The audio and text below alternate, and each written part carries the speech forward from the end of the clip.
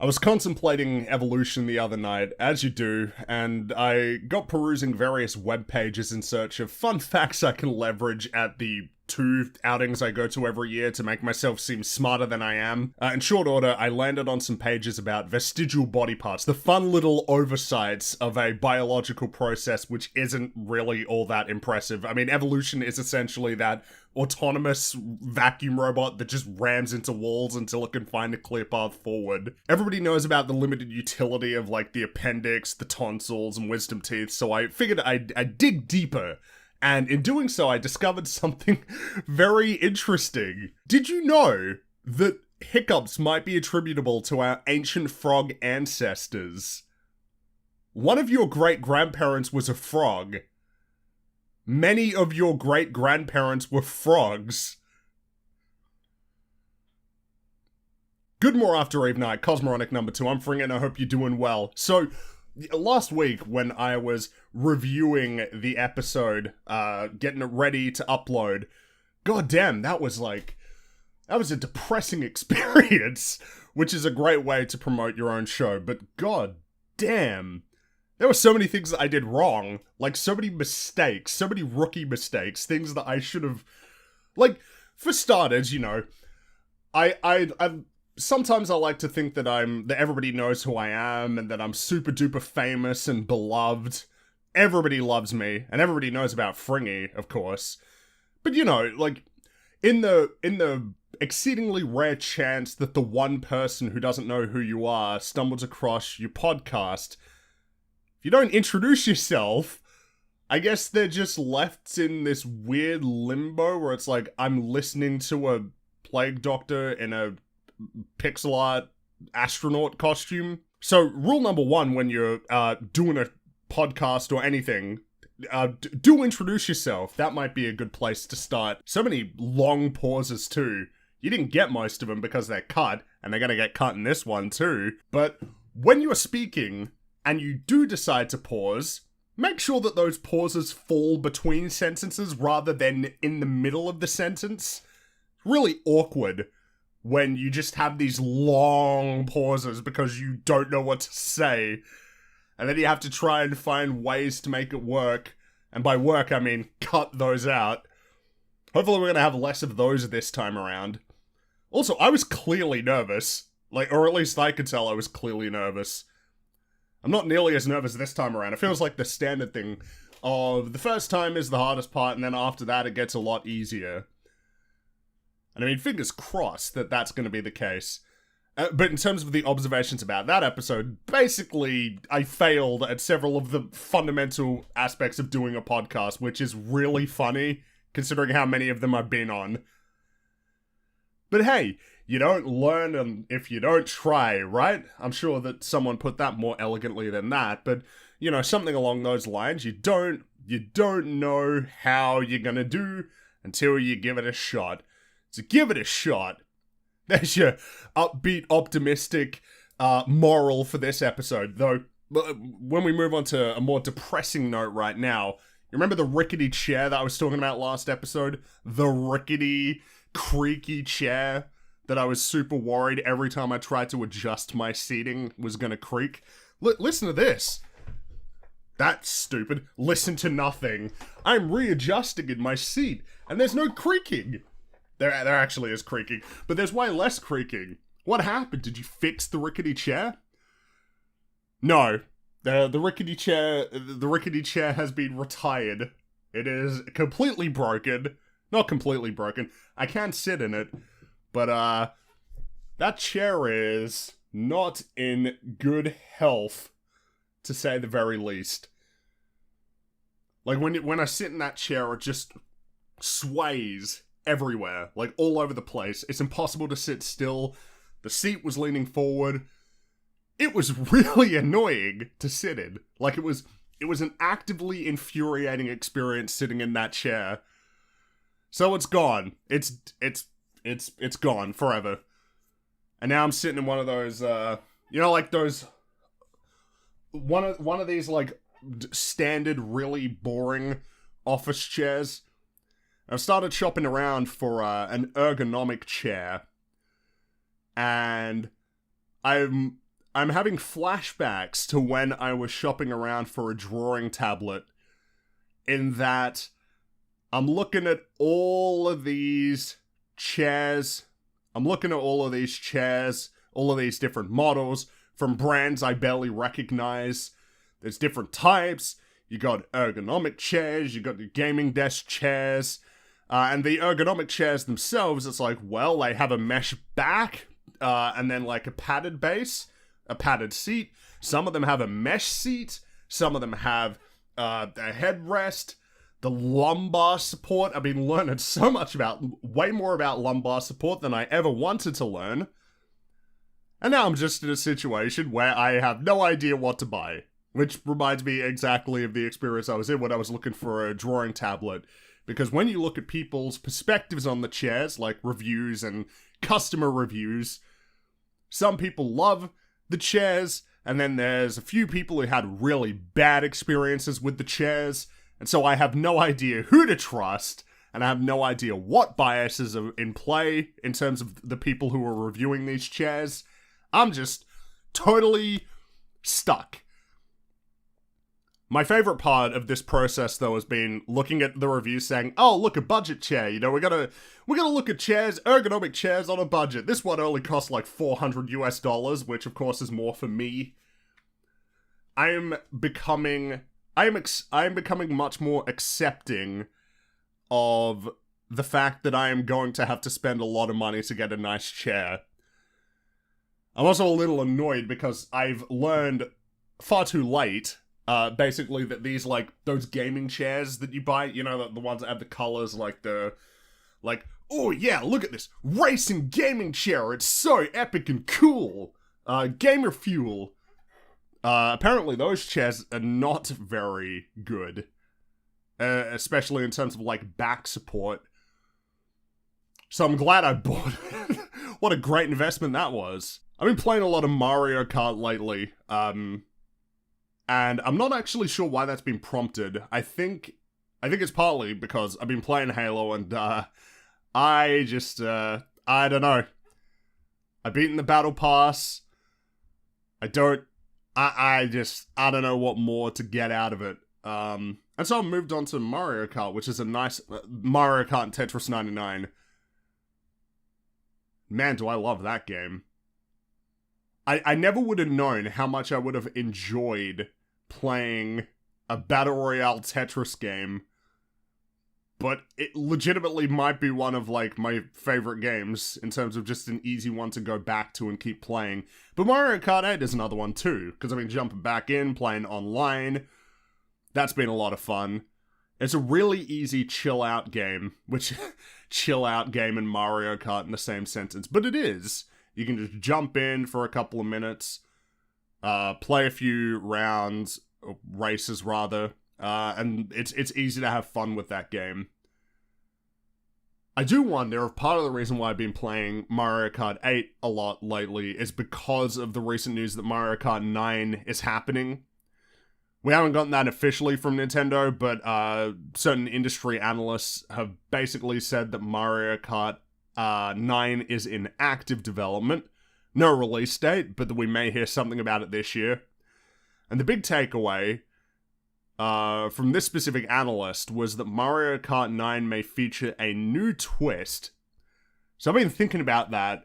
Mario Kart 9, what would it be? What ought it be? What is it reasonable to expect that game to be? And when? Mario Kart 8 is a great game.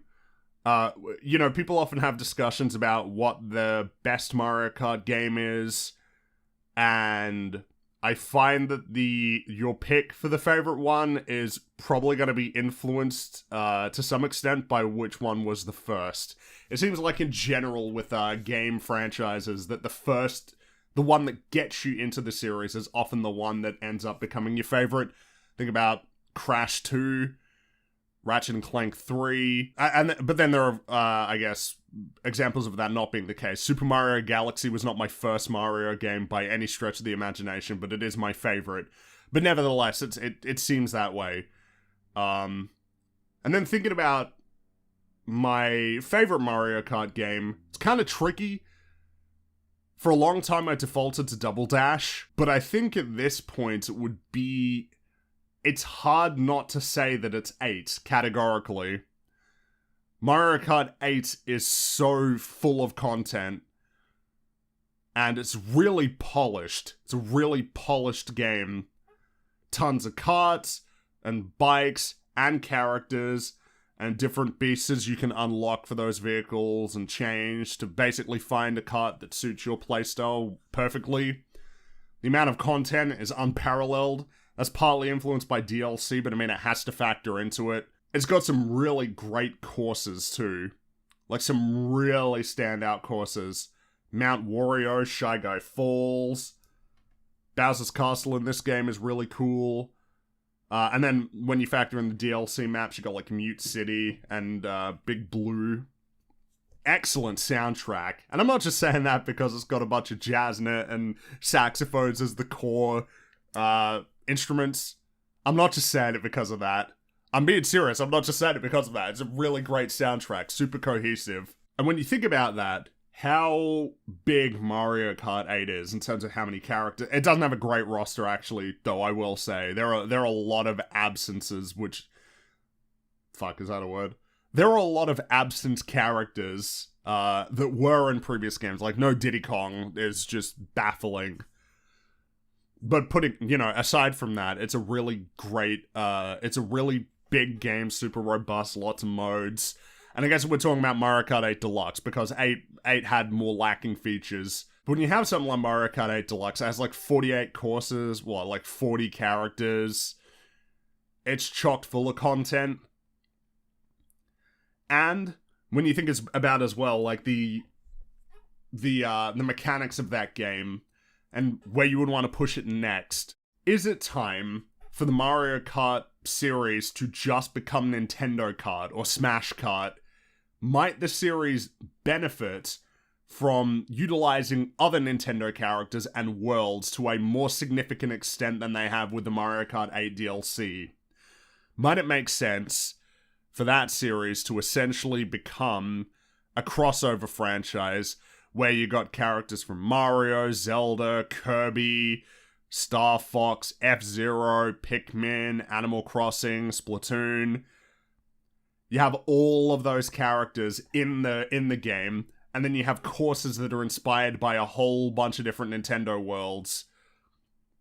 Wouldn't it be cool to do a race on Corneria or Venom? Or, I don't know that much about Kirby. I swear, I will play some of those games, because I've heard that the lore and the story is actually incredibly involved and cool. So I do really want to play it. I guess you'd be racing around a dreamland. Did I get that right? Let's pretend I got that right. And you have, and for characters, we got, like, Mario and all of the main staples of that franchise. But then you bring back Link, like you put him in 8. You bring in Kirby, and Meta Knight, and King Dedede, and Fox McCloud, and Samus. And I like the idea of Ridley sitting in a little cart, driving around, screaming at everybody as he passes them. It seems ripe, because when you think about Mario Kart, the roster of Mario Kart 8, there are a lot of characters on there that I simply wouldn't have had. I don't care for the Koopalings, and if the Koopalings are going to take slots that you could have given to Diddy Kong or Wriggler, then I'd rather get rid of them and put those characters in. But I mean, if we're being real, like, they're basically exhausted. Or I figured they're probably going to add Pauline in the next one, which would be cool. But it feels like they've basically exhausted all of their options there when it comes to introducing characters. So it makes sense at this point, and they've already dabbled in it, to bring in crossover characters. Much of the DLC for Mario Kart 8 was dominated by crossovers. There were certainly new levels, just totally original levels that they added in. But when you think about a lot of the highlights from the DLC, it was like the Animal Crossing map with all of the different seasons, Big Blue, Excite Bike Arena. There was a lot of the crossover stuff, the Hyrule Castle map. Those were the big standouts from the DLC. It's really exciting to be able to play in those areas, and it's it's big variety compared to what you normally get in Mario Kart. And Mario Kart is a series that already had a lot of variety because the world building in Mario Kart basically non-existent. You can do whatever you want. But I mean, if you just do Nintendo Kart, then you can push it even further. You can do even more of whatever you want. And I mean, you know, thinking about it in my head right now, it really excites me, the idea of being able to play as a whole host of characters from across the Nintendo library, interacting with each other, with their own themed vehicles. Because it feels like there's a lot you could do there with their own themed vehicles, like they already did in Mario Kart 8's DLC with the that motorcycle that Link has. Something that would be interesting, though, when thinking about this, is that Mario Kart is the Mario Kart sub-series is massively successful. Exceedingly successful. Mario Kart 8 combined sales of 8 and Deluxe is 40 million plus copies, beating out the former winner Mario Kart Wii, which had sold something like 35 million copies. Mario Kart is way more successful than Super Smash Bros. So you probably would want to keep the name Mario Kart, even if it was mostly not Mario Kart characters, because the strength of the IP is basically unparalleled. Like, Mario Kart games sell more consistently well than even like the standard Mario games, like in the Super Mario series. A name that's just been suggested, Mario Kart All-Stars, that's a choice. That's certainly an option. You got a lot of ways you can make it work. I would hope that the name Mario Kart doesn't prevent us from doing more than just that. That we can have more characters than just Mario characters or just Mario levels. I would not want that to limit their imagination. Speaking of which, the new twist. Basically, since Double Dash, every new Mario Kart game has introduced some big new element. Double Dash, of course, was the 2 races per kart, being able to swap out, one person drives, one person holds the items. You could do that in 2-player co-op if you synced the switches. And of course, it meant you couldn't drag items, you had to throw them behind you, so that was a new element in terms of increasing the challenge. Mario Kart DS is much more conventional, but you could say that the big element there was the retro courses, which doubled the amount of content in the games going forward. You think about only 16 courses now. At this point, we've had as many that have 32 courses than 16. It completely changed the expectation for how much content there ought to be in Mario Kart games. And retro courses was a great idea. Retro courses is a really cool idea. Being able to see, especially once we got to like Mario Kart 8, which is a gorgeous game, a beautiful game. That's a really nice looking game. To be able to see a lot of the old courses rendered so well. Like Toad's Turnpike, with the city in the background and all of the ambient lighting. It's a really great way to make new content. To just take the great courses from before, update them, make them look nice and pretty, give them a couple of new gimmicks, and then throw them in. Mario Kart Wii's big addition was the bikes, which handle totally differently from the karts. Mario Kart 7's big addition was the customizable karts. In terms of you can change the wheels, and you can change the glider, you can change the attributes, mix and match to make it suit your playstyle. I guess the second big gimmick was the underwater and flying sections, but when you think about the impact those really have in gameplay, not too significant. It's much more of an impact on map design and level design. And then Mario Kart 8's big gimmick. Mario Kart 8's big gimmick, zero gravity or anti-gravity, which is big from a level design standpoint. The limitations that you had on levels are completely changed, and you can see that in a lot of the really crazy levels that they managed to do in this game, like Shy Guy Falls, where you're just racing up and down a mountain, racing up and down a waterfall, rather. Mount Wario, you're racing on the side of a dam, something you could never do before. There were certainly a lot of courses that just leveraged it to to have like really steep banking sections, but then there were ones that would have you go upside down. I mean, the Mobius strip that was Mario Circuit. It's a really great course, and it's a really strong example of what the mechanic allows you to do. Like, that's a really brilliant idea.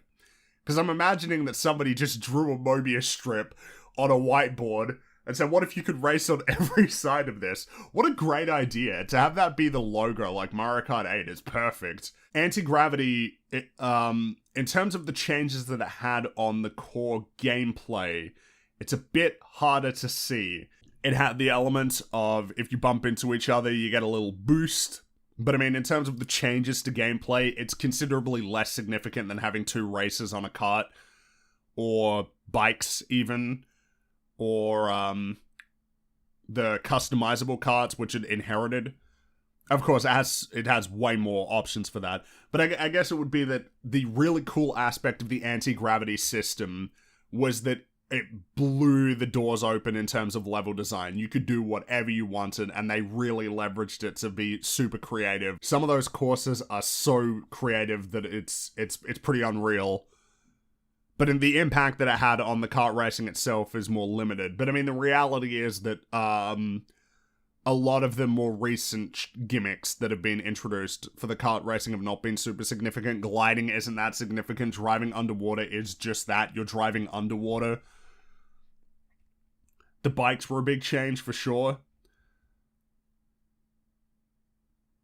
I guess all of this is leading me to the question of what would you do next? What are your options for what you can do next? Would the new twist be to have all of the mechanics that you still have right now, but to do Double Dash again? To have two characters on the kart? Would the next gimmick be significantly focused on the tracks, or would it be a big game-changing element? Something I was thinking about is, what if you had different parts of the stage that just totally play differently? Like, you hit a certain point and then you go like super F-Zero, you go really fast, and the challenge becomes being able to navigate this section while going at super high speeds. Like transforming vehicles. What if you had vehicles that transform significantly? Instead of just having a little dinky, propeller at the back of your thing, what if it turned into a boat? I know that was an element of, I think it was the, Sonic or Sega All-Stars Transformed, which I don't know a whole lot about that game, but I'm pretty sure that was an element where it had, just flat-out flying and boat sequences. Maybe that is the next step, instead of having the gliders. I guess the concern is, and this might be the thing that's limiting it, is I don't know how crazy Nintendo would want to be with Mario Kart. There are certainly an element of Mario Kart needs to be really accessible. It is not complicated. You press the A button, you go fast. You press the B button, you stop. You press the triggers, you drift. That's basically all you need to know. It is not complicated. And would it become real? And I mean, even when you're flying or driving underwater or doing the anti-gravity, it's all still the same kind of vocabulary. It's nothing insane or crazy in terms of the changes that are happening and the changes that you need to factor into how you play the game.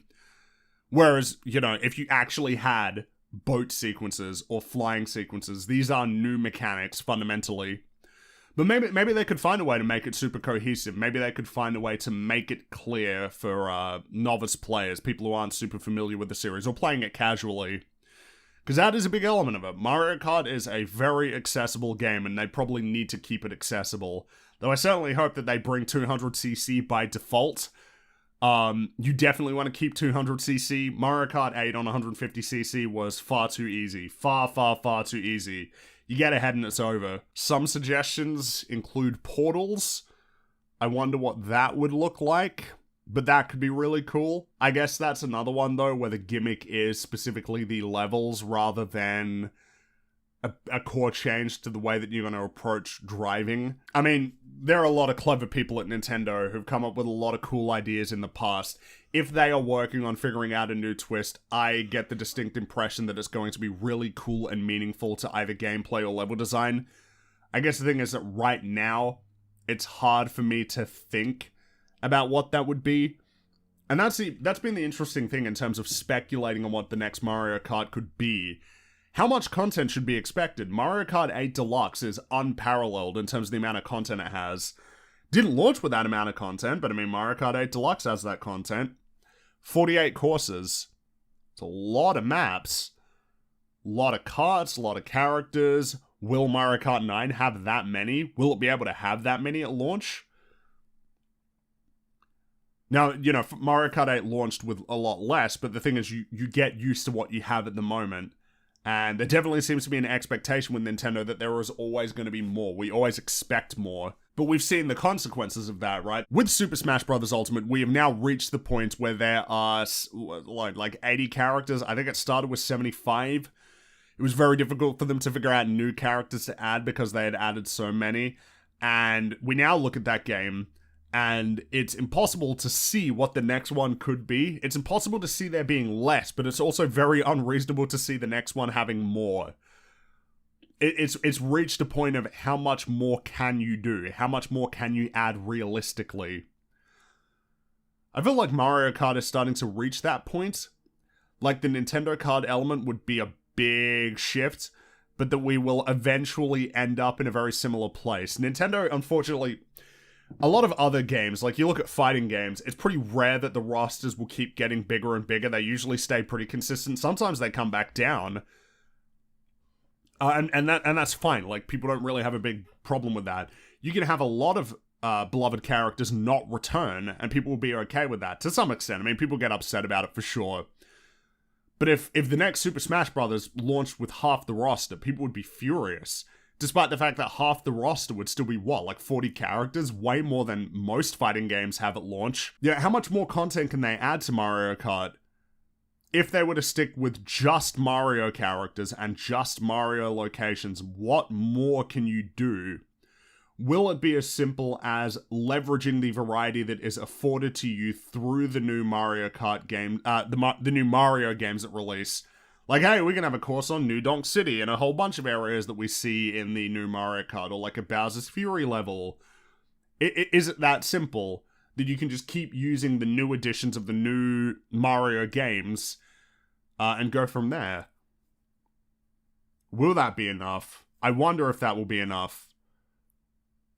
And I mean, if it's not enough, I feel like that says more about us than anything, because it is so much content. It is a big game. I guess something that will factor into it though, can Mario Kart 9 get away with being an iterative sequel, especially given how long it's been since a new Mario Kart game released? Now, when I remember this, it kind of blew my mind because it doesn't feel like it was that long ago. Mario Kart 8 released in 2014. That game is 8 years old. It has been 8 years since we've had a new Mario Kart. That's a long time. That's more than twice as long the wait for like all the other prior Mario Kart installments between release. It's been a long time. I wonder if they have been sitting around and the Nintendo office is trying to figure out what to do next, and that's why it's taken so long. It might just be that Mario Kart 8 got new life on the Switch. Nevertheless, I'll be playing Mario Kart 9. I so do love that sub-series. And I'm sure I'll be playing a lot more Mario Kart 8 going into the future, because that game is just an easy one to jump into and have fun. Who knows, but the future is interesting, to say the very least. The big news out of the last couple of weeks in the gaming industry has, like, without a doubt been Microsoft's acquisition of Activision Blizzard. I've been thinking about that a bit, because it feels like there's so much to speak to on that topic. So I've been pondering it a little bit here and there then over the last week or so. I'm still not quite sure what I think, but I will happily explore it now. $68.7 billion, the largest sale in the history of the video game industry. For reference, Microsoft bought ZeniMax for $7.5 billion, which was already not a small, that was not a small deal in the video game industry. This is by far the biggest acquisition of its kind. No, it's nearly as much money as Disney spent on Fox. Now, the goal of this acquisition is seemingly to, not only this one, but also the ZeniMax Bethesda one, is to greatly expand the Game Pass library, to bring all of these games under the Game Pass service, to just really propel it, buff it up. The acquisition is expected to be finalized in 2023. It's currently unclear, though, what's going to change. I think it's too early to say whether the purchase will result in leadership changes at Activision Blizzard, though I presume that there will be changes, as there tend to be with these acquisitions. When it comes to the status, the exclusivity status of the Activision Blizzard games, we don't have a lot to go on right now. Phil Spencer said Call of Duty is going to remain on PlayStation, but the exact wording was, I confirmed our intent to honor all existing agreements upon acquisition of Activision Blizzard, and our desire to keep the Call of Duty franchise on PlayStation.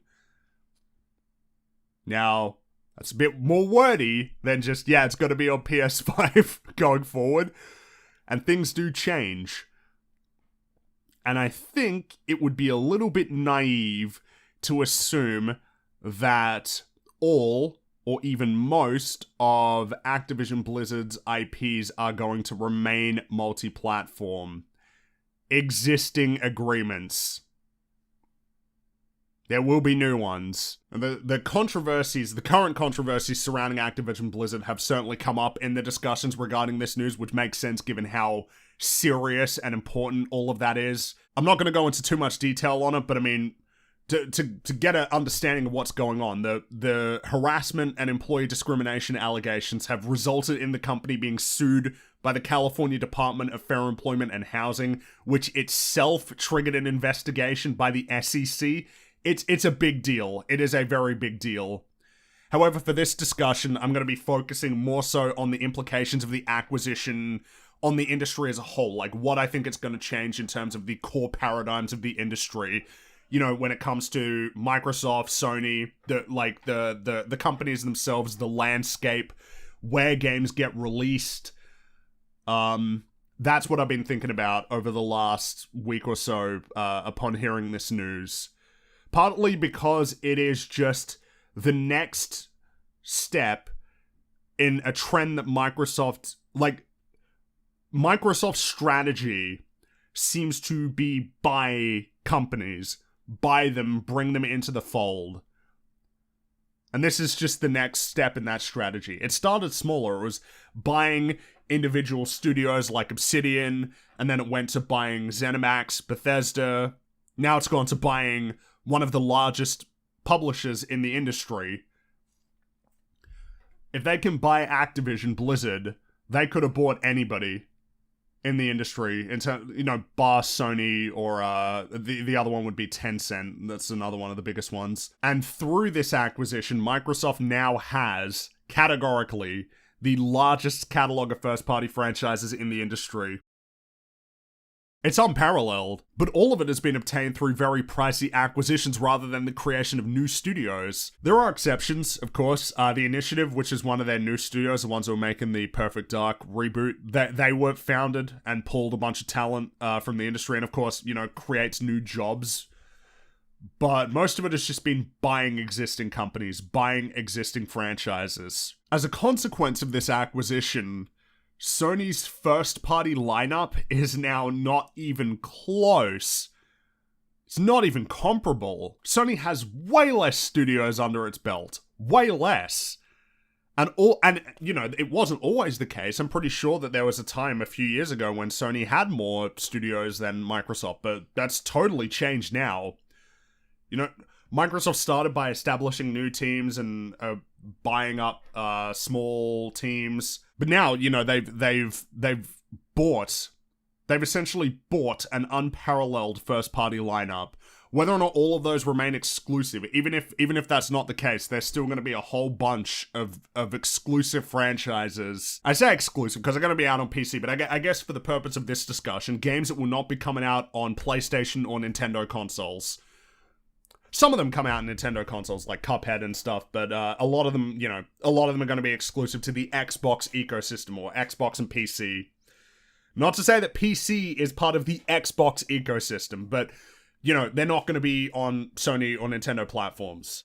Right now, I don't think we've seen the consequences of all of these investments. But in a few years, you know, the disparity between the first-party lineup may become starkly apparent. Microsoft has spent the last 5 or so years investing in a service, Game Pass. They've been investing heavily in Game Pass. And if you own an Xbox or a PC, there is a lot of reason why you would want to get Game Pass. It is the best deal in the industry of its kind.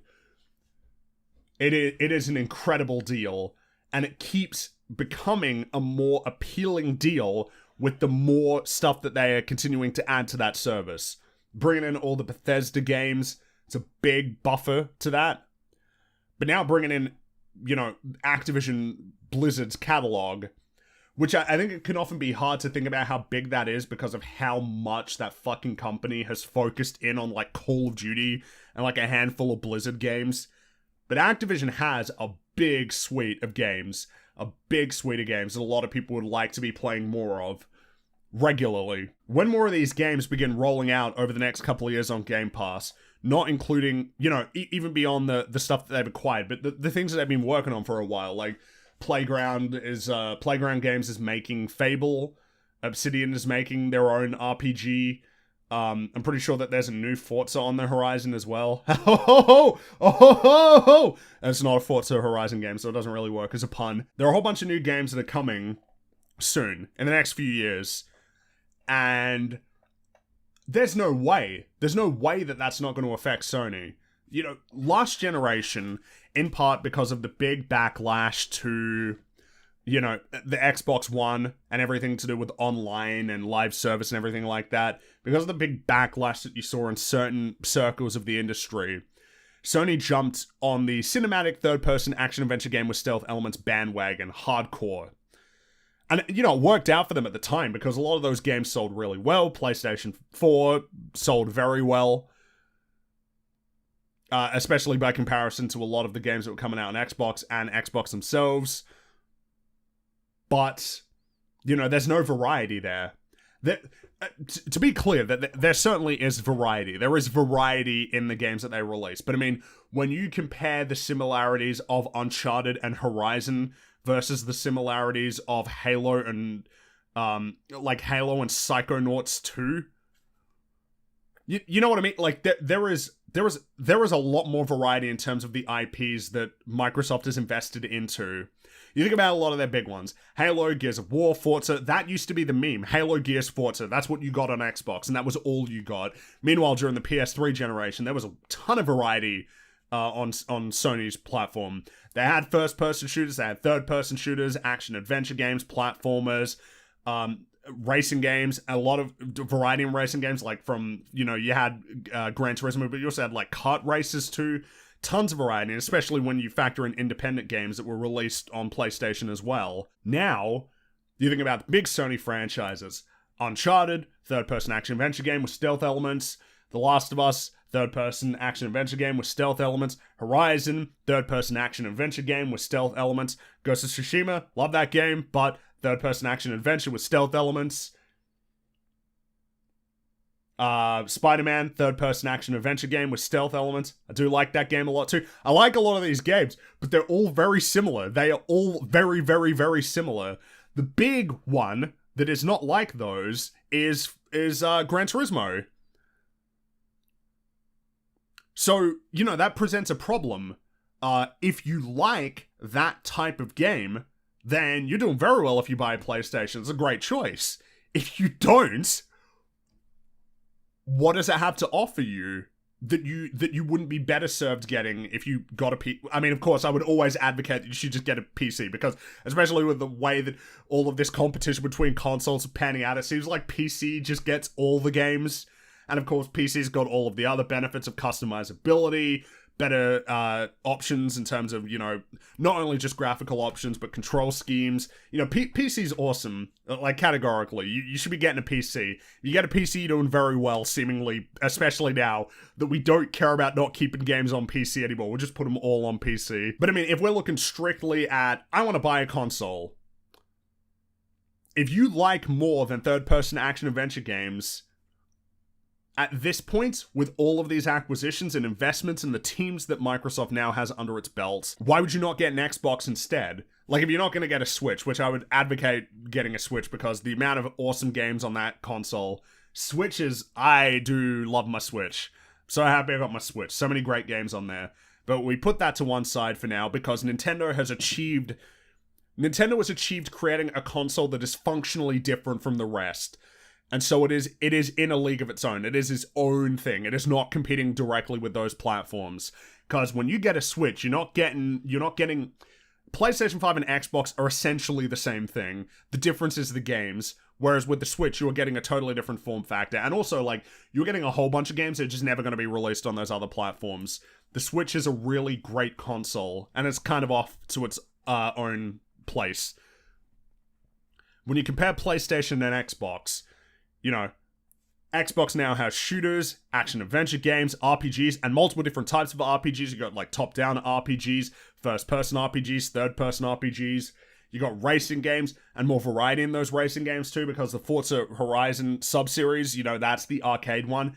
And that series has consistently been considered great. Like, consistently. I haven't played all of them, but Forza Horizon 2 was really fun, and I can imagine the new ones are fun as well. You got your big online games, your big online live service games, which people want those games. People want to play games like Sea of Thieves. From what I understand, that game is really popular. You want to play strategy games as well, you got more options, because there were at least some strategy games that released on Xbox, like Halo Wars 2, Gears Tactics. The variety is much more apparent, and I think it's going to become more apparent in the future. I guess something that's relevant to the discussion as well. You know, Activision sucks. Like, I really don't like Activision. They own a whole bunch of they own a ton of franchises that they have just allowed to wither and die on the altar of Call of Duty. Like, when I think about what Activision games there are, it becomes hard for me to even just pull them from my mind, because for the last 10 years, it's just been Call of Duty. I guess it's the same with Blizzard as well, under the fold, is that there's been, like, a hyper-focus on a handful of games. And, you know, in the wake of this acquisition, I think there is reason to believe that franchises like Crash, Spyro, Guitar Hero, and the like will find new life because of the deal. I mean, that's pretty crazy to think about. That Crash Bandicoot exclusively on Xbox, you know, I think that there's reason to believe, because again, it's another thing of something that isn't often talked about when we talk about the gaming industry, like the industry itself and the players in it, are the interests of the companies. You know, Xbox's goals, Microsoft's goals, are different from the goals of a publisher. You know, Activision, EA, Ubisoft, Square Enix, their priority is software sales, revenue through software sales. That's their business. That's all that they care about. Are people buying the games, and are people buying the stuff that we sell in the games? That is the priority. Sony, Microsoft, Nintendo have very different goals. They want to move systems. They want to build ecosystems that other people will release their games on, that they get money from. So they can afford, to some extent, to release games on their platforms that don't make as much money as the money that will be made when, like, Take-Two releases a game, for example. But that's okay, because that will buff up some platform. It'll buff up the sales of the platform. People buy that platform, they buy other games on that platform, and then the publisher gets money from the sales on the platform. Microsoft's platform now is Game Pass. That is the platform. That is the unifying platform across the Xbox series of consoles, and PC, you know, the PC ecosystem, like Xbox for PC. That's the platform. That's the platform that they're trying to create. And in attempting to build up that platform, they may well just decide to focus on, like, yeah, we can bring back Crash. It doesn't need to make money for us, as long as it makes money for the platform, as long as it keeps people on the platform, as long as we have a steady stream of games to keep people's subscriptions to Game Pass active, we can afford to release Crash and Spyro and not have them sell super well. Or at least not, you know, it doesn't need to sell as well for Xbox to consider it a success compared to fucking Activision, where game, from what I understand, sells pretty well. But hey, you can make more money focusing on wars. That's depressing. Toys for Bob did such a great job on Crash 4. Such a shame. Give them another chance. Let them make Crash 5. But I gotta stop myself there, right? Oh, Yeah, thanks Xbox. Thanks Microsoft for buying the company. Can you make Crash for me, please? Like, as if that's the big takeaway from this discussion. It concerns me a bit that people would actively cheer on the further consolidation of media companies because one or two niche franchises might get revived in the process. That feels very short term. Feels very limited in terms of the thinking there. In the same way of, hey, yeah, it's great that Disney bought Fox. We can get X-Men in the MCU. Like, what are these priorities? You know, do we really think that that is like the big motive here? That a company is going to spend billions of dollars gobbling up another company? It's much bigger. Long term, will this be a good thing for the industry?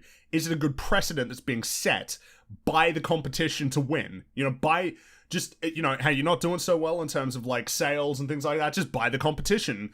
Integrate them into your business. Like, there is no creation of new stuff here. This is just taking stuff that already exists and, in all likelihood, restricting it from other players. There is not going to be, like, more platforms that games are going to get released on because Microsoft bought Activision. That's not going to happen. If it stays the same, which is unlikely, it could stay the same. It's more likely, though, that games are going to get restricted. That if you have a PlayStation, you are just going to have less games that you're going to be able to play. That's not a good thing. It's good for Microsoft, but it's not good for you. It's not something you should be happy with. Like, as you as a player should not be happy that less people are going to be able to play the games that you like. I would like to hope as well that there are other ways that we can affect change in companies that we don't like that don't mean just buy them, buy them up, gobble them up into your company. That, like, there were ways that we can change that Activision and Blizzard does business with its consumers and the way that it treats its staff. That we can make positive changes without it being, yeah, buy them, just gobble them up and bring them into your company to sell Game Pass. There's got to be better ways to do it than that. And that's assuming that change is affected. What if the company is allowed to act somewhat autonomously? The gaming industry is changing a lot right now. We are entering into a new paradigm for the gaming industry. Services. That is the key product of the gaming industry. It's no longer games, it is services, primarily. Whether it is, Game Pass or live service games, that's the model. We want people to consistently be paying in. It's not about selling a game, you buy it once and that's it. That's not the way that we do it anymore. We want people to be immersed in an ecosystem that they will continually pay for. Digital assets. Something that's digital, something that's not tangible, because that's more expensive. Digital, lower cost, higher return. That's the model. We're also entering into a new paradigm where consolidation is a big aspect of what's being achieved. Because if there were 10 Game Passes, it wouldn't work. We'd be starting to see the same problem that we're seeing in the streaming space, where when you have like 5 or 6 key services, people don't want to pay for all of those. It's Microsoft wants to be the big winner here, and they're set up to be the big winner. It's gonna reach a point that other services are just not going to be able to compete on the same level. There is no other single company that has a bigger lineup of games now. There just isn't. There's rumors at this point that Sony's gonna try and rethink PlayStation Plus and try and create their own service, but I don't know if that can compete. I don't know that they have enough games. I don't know that they can forge enough deals. Now that there are big players that are off the table for them, I don't know that they're going to be able to compete. Nintendo might be able to compete with its own library, but I don't know about Sony. Is Sony going to start buying I don't know if Sony has the capital to buy companies in the same way that Microsoft can. They're not as big a company. I know that a lot of the articles talk about, in terms of gaming companies, that Sony is bigger than Microsoft. Probably would have been good to double check this before I say it, but Microsoft is a much bigger company than Sony. They got the money that they can throw this around. They can just buy these companies. But if Sony has the money, are they going to start buying companies? It's been talked about that they, Square Enix. But is that going to be the strategy? Oh, you bought companies? I'm gonna buy companies. Cool, so that's just less games that are available for people. What happens if Amazon or Google decide to buy publisher so that they can become big competitors in the space? They probably got the money to throw around. I don't like that this may become the way to win. Buy the competition, buy them, bring them into your company. And I don't like what that will mean for players in terms of the options that they now have. By options that they now have, I mean less options, less choice, less freedom of choice. Whether it pays off for Microsoft remains to be seen, but I just don't know. I don't know. I don't know that I like the direction that we're heading, but time will tell. I often think about the creative process because one of my goals is to create stuff. That's one of my big goals. To create stories, to tell stories, to be a storyteller. That's one of my big goals on my time here on this little spinning blue ball. But it's hard. It's really hard. It feels like it's hard for a lot of reasons. Not only in that to be good at that, you need to cultivate a lot of skills, a lot of very difficult skills, but also because it's really hard to establish a practice in creativity. It's really hard. A lot of us feel compelled to create stuff. It seems like a near universal trait of human beings. Whether it means, in the more conventional sense of thinking about creativity of art, or finding ways to be creative in other things that you do, like creative in carpentry or metalwork or architecture, or even we go further, that you're really good at crafting speeches, or you're really good at optimizing code, or you're really good at presenting and making pitches. We all feel compelled to create, but it's really, it can often be difficult to establish that practice.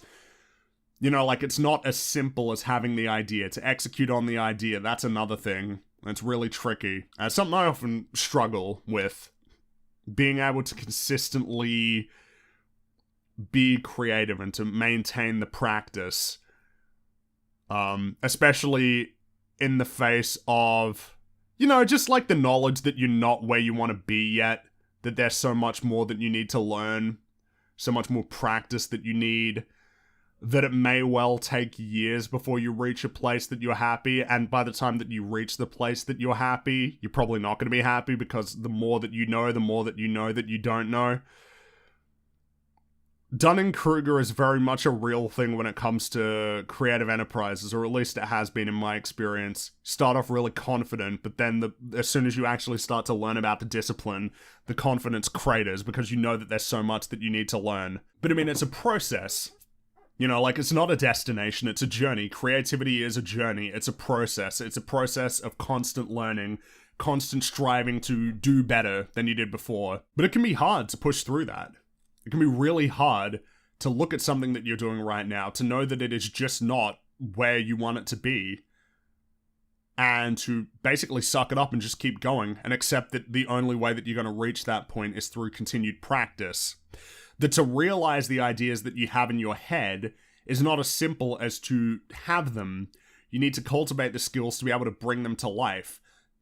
Better prose, better line work, stronger composition, a better understanding of music theory. And there's a lot of places you can learn from that, because there are a lot of people who are really good at these things that got good at these things through years and decades of practice. Lots of books, lots of tutorials. You want to learn anything, any creative skill, there is not a dearth of resources at your disposal to learn those skills. But that's not really the hard part. The hard part is to push through what is often dubbed as resistance. This kind of wall that you feel like you're pressing up against when you try to be creative and make something. Of, it ain't working, it's not working, stop pushing, it's not working, it's just not working. Or, it's... And I guess to make it clear, what is resistance? When I think about resistance, I think about blank Word documents that doesn't even stay on the screen for long because you immediately click over to YouTube and start watching videos, and then an hour passes and you haven't done anything. Or you have the tablet, the drawing tablet in front of you, blank page, a blank, canvas. You're just holding that pen, sitting there, almost afraid to put the pen down on the screen, afraid to draw a line. Probably because you're afraid that you're going to screw it up. But I mean, how many times has it been said that you have to draw the bad drawings out of you? You gotta draw them out. You gotta write out the bad writing. 1,000,000 words before you're ready to write. 1,000,000 bad drawings. But it's difficult to accept that you're just gonna be making mistakes that other people aren't making because they've already made those mistakes and learned how to not do it again. That you are on a road of continual self-improvement in whatever craft you so choose: writing, art, music, architecture, miniatures, if you're making Warhammer, I guess. That's certainly creative. A lot of things are creative. Art has very broad definition. It's whatever makes you happy. And yet, the path to getting better at it requires a lot of self-reflection, a lot of work. A lot of things that in the moment don't necessarily make you happy. Whenever I sit down to write or to draw or do something creative, sometimes it goes well. You sit down, you hammer it out, you make some stuff that you kind of like looking at, and you're happy because you see that improvement. But then sometimes you have that little bout of existential dread of just, this sucks, and you're gonna keep sucking for a while before you should even expect to be consistently good. And there is no shortage of better stuff that you can look at to see how it should be done. And yet it's not as simple as just emulating that. It just isn't as simple as that. You can't just see the great stuff and then jump to that point. You have to do the work. But how do you push through that resistance? Push through that self-doubt to realize a project, to finish? Because you don't really have anything until you finish. You can look at a lot of unfinished work that's really cool and interesting. I'm reading a book about Leonardo da Vinci, and there are a few parts where it talks about the incomplete works, of which he had a lot of incomplete works. He was often pulled in a lot of different directions, and so there are a lot of things that he didn't finish. And you can see a lot that's interesting in the work that he didn't finish because he was brilliant. He was observant, and he looked around at the world, and he tried to find ways to... He broke down the world, he examined it closely, and integrated it into his work. He also had a lot of different interests, too. He wasn't just a painter. In fact, I think he himself described himself as a painter after a lot of other disciplines that he had. But, how to get there? How to get there? Is it even about getting there? Get there. To get to the end where you are done and there is no further growth and there is nothing for you to learn about art. That seems a little absurd, doesn't it? That you'll be done, that there's nothing more to learn. There's always something to learn. There's always more that you could do. There's always something you could do to make something better. To become better at what you do. You haven't drawn everything. You haven't written every story ever possibly conceived in every medium. Practice.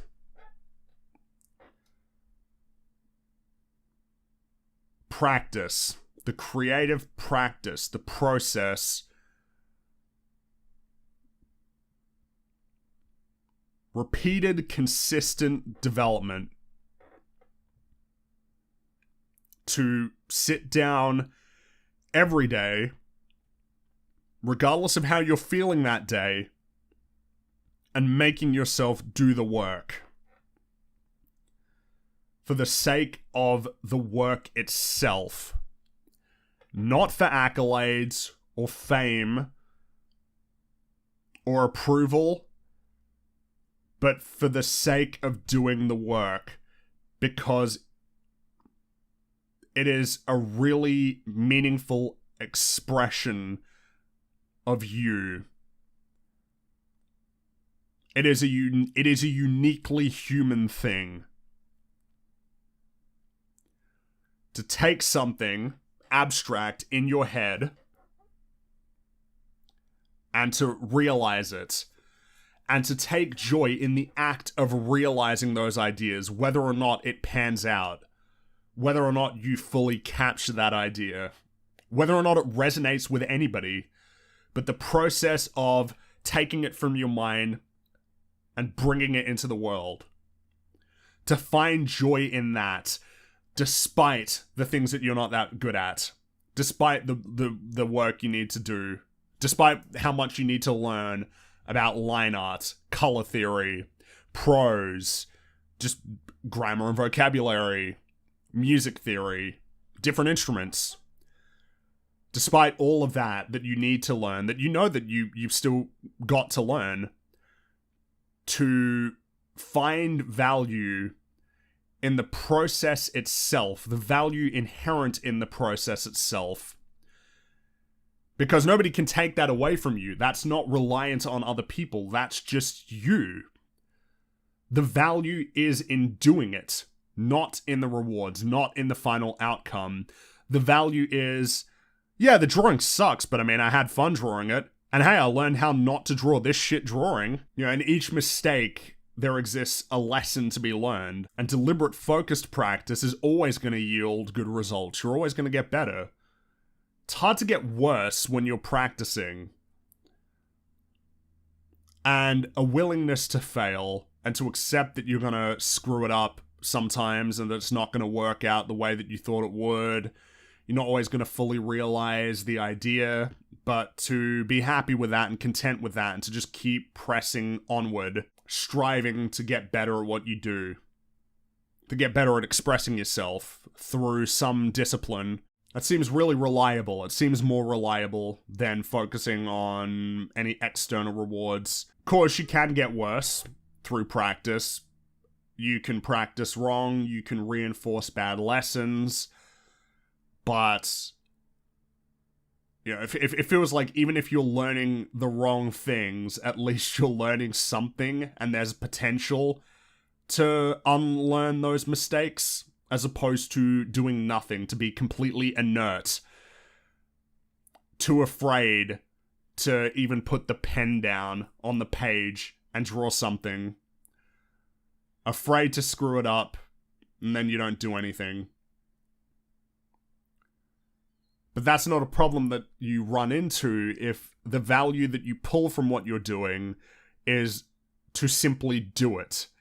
The act of being creative is the value of this craft. Because no one can take that away from you. It relies on no one. It relies on no outcome. You have succeeded simply by doing, by expressing yourself. But to have the endurance to keep going, to get the bad work out of you so that you can start more consistently doing good work. It's hard. But I think I'm getting there. And I hope that any of you out there who want to do something creative or are currently working towards a creative pursuit, a creative project, can find that reliability to keep doing the work too. To enjoy and to find value in the process, the creative process, to love the process.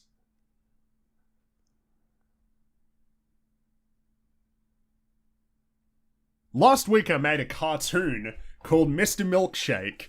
I've wanted to do animation for a while, and I still want, and I did that, and it was really fun as a little short project. You can check it out on the Dubious Sanity YouTube channel and on the social media handles for it. I had a lot of fun doing that project. That was really fun. It felt like I was learning a lot. I've dabbled in animation before. I've always had an interest in doing animation, And I figured that, especially, the new year, right? New fresh start, even though it's a totally arbitrary division of time, to get back into trying to make cartoons actively in between other projects I'm working on, like big videos, and smaller videos, and the comic, and just other writing projects that are going on that I don't want to talk about yet. And the Mr. Milkshake one was really interesting because despite the fact that a lot of the time I was fumbling around with no idea what I was doing, trying to figure things out in Flash, what I guess it's called Animate now, how to make it work, animating in 1s or 2s, stuff that I'd read about and learned about and kind of absorbed just from watching a lot of cartoons, but then to do it yourself was obviously a totally different challenge. It was a lot of fun. And I'm happy with how that cartoon turned out. Ask me in a year and we'll see how I feel about it. But I want to press on with that. Make some more cartoons. Just keep at it. Because, I feel like that's a good... starting is the hard part. And of course, finishing is also the hard part. But you got to finish to have something that people can appreciate. You got to finish it. You gotta finish. You gotta push through to the finish line. Whether or not anybody sees it once you finish is another thing, but I mean, you can't know until you finish it. I think that's like my big focus this year in terms of improving at being creative is finish. Finish. Push through the doubt. Push through the lack of confidence. Push through those thoughts. Finish, because when you finish it, you can refine it. And even if you don't like it, you can toss it out, but at least you finished it. You don't know what it is until it's finished. Just try to finish. Starting is the hard part, finishing is the other hard part. I'm sure I could have put that better, but you get the idea. Speaking of finished, that's it for this week. Thank you for sticking around. It's been a lot of fun talking about all this with you. Thank you for tuning in for Cosmoronic number 2. I'm Fringy. Hope you have a great week. See you next time.